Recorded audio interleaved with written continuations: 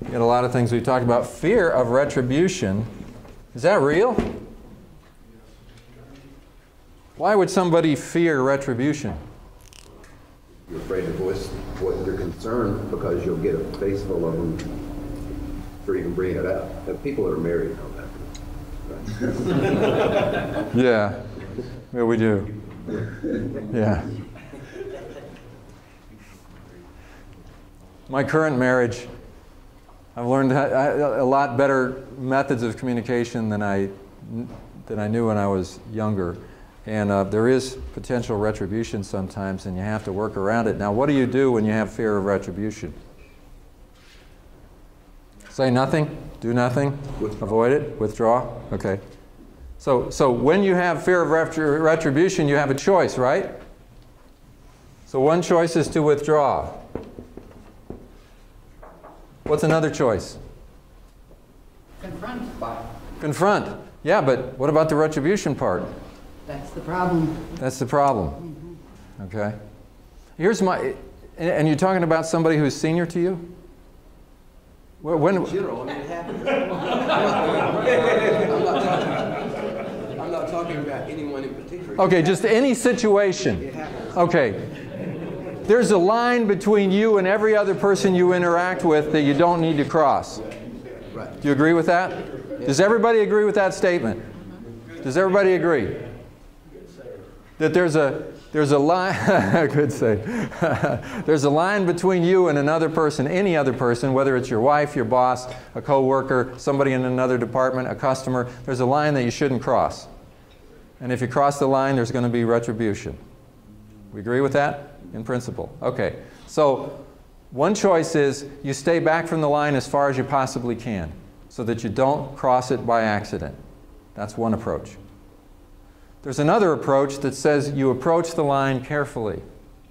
Okay, now this is kind of like a minefield, right? As you approach it carefully, Because it moved. you could, yeah, it moves and so forth. Understand, has anybody ever been in combat and had to go through a minefield? What do? Do it carefully. Very carefully. What if you got to bring troops through and there's somebody on the front end that has to figure out where the mines are? I hope your engineers went through right. Yeah, you need to map it out. You need to figure out with whatever technology you have where the mines are and map it out so that you can route the troops the right way so that they don't cross the line and kill themselves, right? So how do you do that with your boss? How do you do that with a customer? My opinion is this. If you fall back and take the withdrawal method, you basically shrink your potential sphere of influence. And if you do that as a habit, your sphere of influence is much smaller than it needs to be.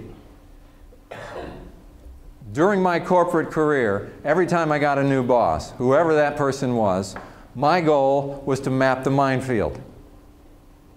The only way I knew, I didn't have any electronic technology to figure out where it was. The only way I knew how to do it is to go ahead and explode a mine.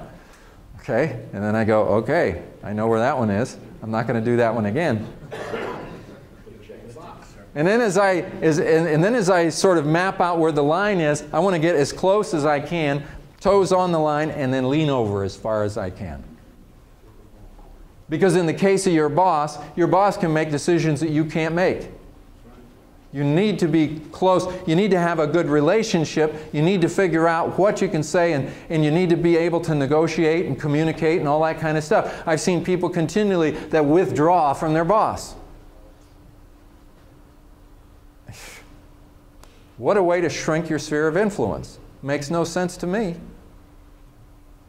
And if you're trying to sell your boss on an idea and it doesn't work, then you have to start to figure out what you did wrong. One of the things that we're going to do when we talk about the DISC assessments is learn how to communicate effectively with people of different styles.